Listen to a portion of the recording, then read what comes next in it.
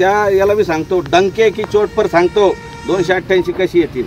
तर झालं काय पहिले सेना होती त्याच्या दोन सेना झाल्या पहिले एक राष्ट्रवादी होती त्याचे दोन राष्ट्रवादी झाले एक काँग्रेस एक बीजेपी एक मनसे एक वंचित एक एमआयएम हे झाले 10-11 पक्ष अपक्ष कोणाला राहायचं काम नाही आणि आमचं कसं आहे आमचा पुरा 90% मराठा हा एक झालेला आहे एक दुसरं मुस्लिम समाज आमच्या सोबत आहे कारण मुस्लिम आरक्षणाचं मनोज जरांगे पाटील म्हणते धनगर आमच्या सोबत आहे धनगरांचं आरक्षणाचं आम्ही आज तुम्ही बघितलं मनोज जरांगे पाटलांनी 2-3 धनगर बांधवांची उपोषण सोडली 3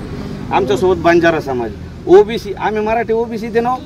ओबीसी आमच्या सोबत आहे ना मग ओबीसी अरे 5 बलाढ्य जाती एकत्र आहे काय करतील हे 10-11 जण आहे आणि याच्यात काय झालेलं आहे याने जे 3 पक्ष आहे मिळून युती केलं यांनी महाविकास आघाडी केली यांनी महायुती केली आता यांच्यात जुने जे काम करणारे असते ती आमदारकीचं स्वप्न पाहत असते आणि वाटाघाटीमध्ये ते नाराज होते आणि त्या अपक्षमध्ये राहणार आमचे 288 शुअर सीट हे गणित समजून घ्या मराठी आहे ना तुम्हाला सांगतो एकाला गुलाल लागू देत नाही।